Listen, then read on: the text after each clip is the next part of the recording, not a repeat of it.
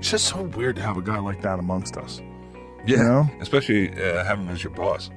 It's really weird. In fact, he measures pretty much every major decision by whether or not it brings the day when we have a self-sustainable colony on Mars sooner or later. That's the prism by which he makes every single decision he makes it through that prism. Jesus. Yeah. Hello, and welcome to the Elon Musk News YouTube channel. Don't forget to like this video, subscribe to our channel, and turn on your notifications so that every time I upload a new video about Elon Musk, you will be notified, and make sure to leave a comment down below. Well, also the lack of burnout, because he's been doing it at this incredible rate, 16 hours a day for how long? His whole life, I think. That's nuts. I know. And he's still hungry for it. And he's still taking on these new projects and new ideas. And, well, he's the next stage of humanity. Yeah. If people are evolving, he's like looking at us from the next spot. He's like, hey, guys, I've got some ideas. Yeah. I mean, he's doing so many different things at the same time.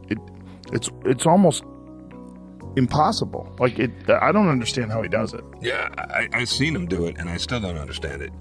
But he's so driven, and he's such a smart guy, and he's really the most driven person I think I've ever met.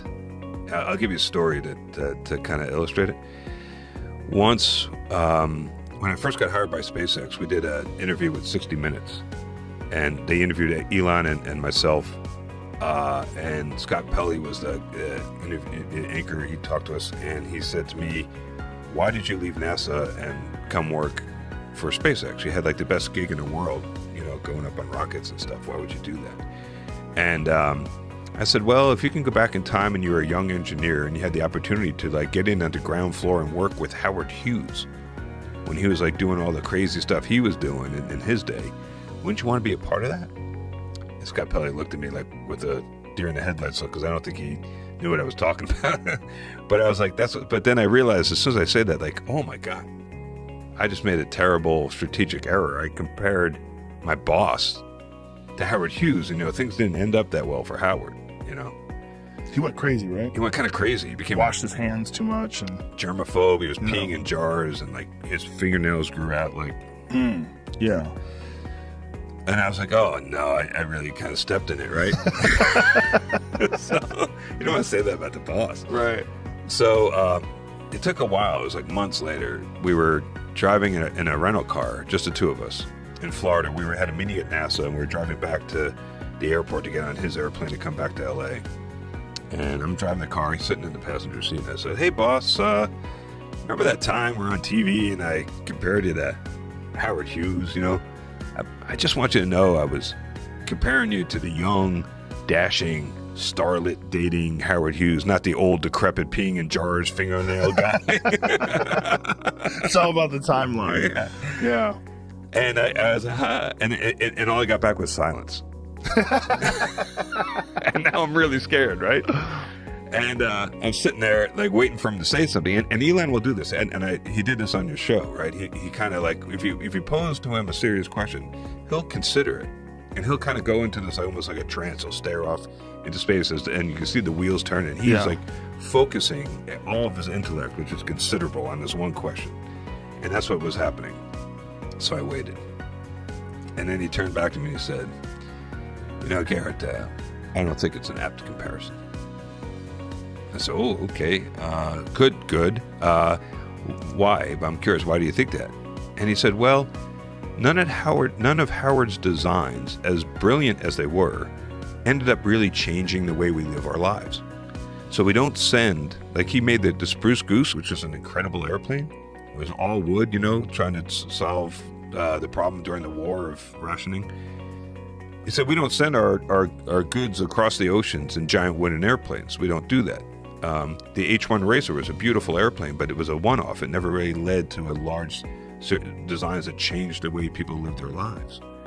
So that was his objection. It was not that I was comparing him to some creep, but that it's really important to him to have the legacy of drastically impacting the way all of us live our lives, the kind of the way Steve Jobs did or others that really moved the ball downfield for humanity. That's what's driving it. He's such an unusual human. I mean, very few people that you could make any kind of rational comparison to, other than maybe Nikola Tesla, where you really stop and think what he's done. Yeah. And the fact that he does them all simultaneously, that he's involved in the Boring Project, he's involved in Tesla and SpaceX all simultaneously, and Tesla Home, solar, all the solar panels and the making solar tiles for roofs, and he's doing so many different things at the same time. It's almost impossible. Like I don't understand how he does it. Yeah, I've seen him do it, and I still don't understand it. You know, it's like I kind of burn myself out just trying to do one of those things. Yeah. He does all of them, and I mean, he does have all the advantages of wealth, which helps. You know, so like he'll have meetings with us, and he'll walk out of his last meeting, and he'll walk across the street to Hawthorne Airport, hop on his jet, and he's at Palo Alto in a couple hours, and he can be first thing in the morning at Tesla. Right. And he's got a staff that helps him, and you know he's got those advantages. But he that isn't in any way describe what he or that doesn't explain why he's able to do what he does. I don't know how he does it, to be honest. Well, he's the next stage of humanity. Yeah. If people are evolving, he's like looking at us from the next spot. He's like, hey guys, I've got some ideas. Yeah, I mean, he's just an idea factory, and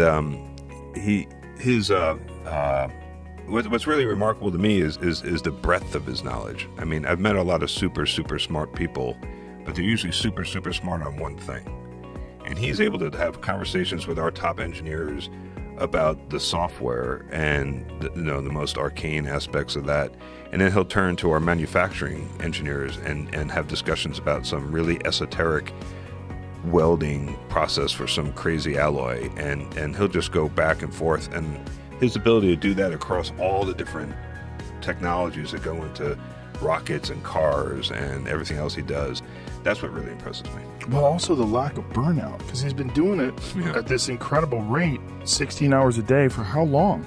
His whole life, I think. That's nuts. I know. And he's still hungry for it, and he's still taking on these new projects and new ideas. And yeah, you know, at that pace, 7 years was about as much as I could take. It's just so weird to have a guy like that amongst us.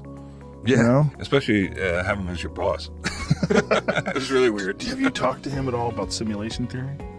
We never. The thing is, every time I talk to him, we focused on, and this is what he does. You know, he focuses on the thing that we are working on.